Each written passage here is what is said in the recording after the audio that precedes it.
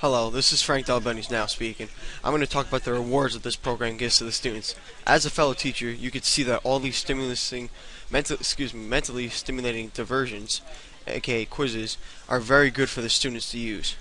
One of the things is benefits. As you can see, we'll go back to the European Borders quiz. As we go over it again, Greece, we go Spain, and various other countries. You could see that right away the students get immediate feedback on whether or not they're right. For Austria, let's say a student thinks Hungary is the biggest country right next to it, so student types in Hungary. It's not. It gives them immediate feedback on it. Something like a standardized quiz I usually take, all the students know is that they have to wait for their quiz grades to come back to see whether or not they actually did good on the quiz. Another good reward for this program are advantages. It is good for both visual and auditory, and the pace of learners. For visual learners, as you can see, it's very spaced out. It's all different countries on it. There's different colors. There's alphabetical order. There's numbers. There's a lot of things that come out to the visual learner. Another thing we're going to do is pace. So we'll go back to one of the other quizzes that we did.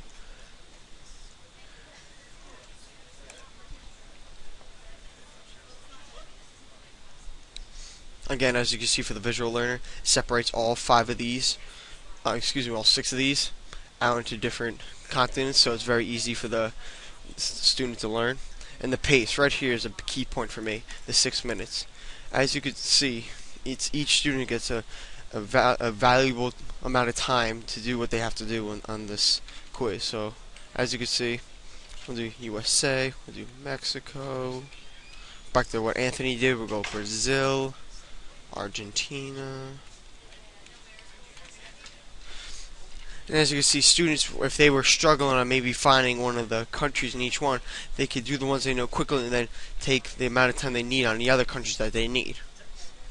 For the rationales, it is a very motivating tool for students. Most standardized tests that teachers hand out are very, I don't want to say boring, but they're very old and cliche. The teachers usually have to draw the students' interest in new and different ways. This is one of them. As you can see, this game it's on a website. Students get to use the computer. It involves them. It gives them a little bit of a challenge if they want to do it. So they get to see who finishes first, maybe among their classmates. So overall, this program is very good, and it can be used for students to learn different parts of the geography, and also it's very good for the learner to get immediate feedback, and it's great for the visual learners. This program will have great benefits in teaching in the future. Thank you, Maribel. I'm glad you share the same excitement with me to use this website. Okay, let's go to sporcle.com.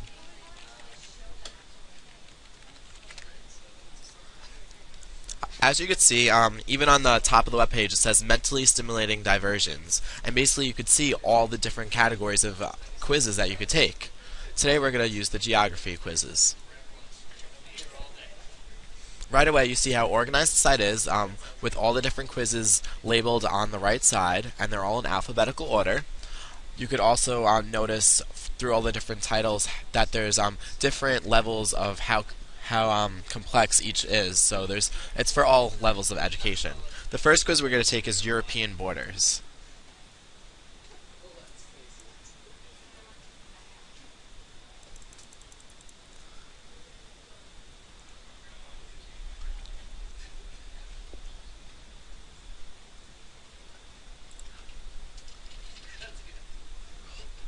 And then you can see there's a reasonable time limit, and when you're ready you could just click start.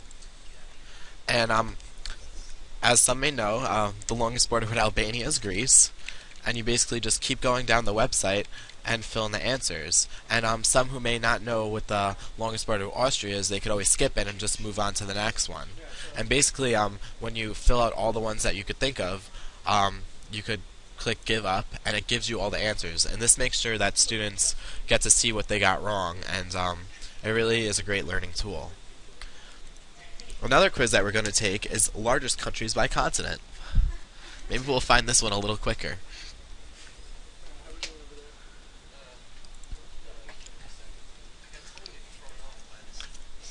And again, you can just click start as soon as you're ready.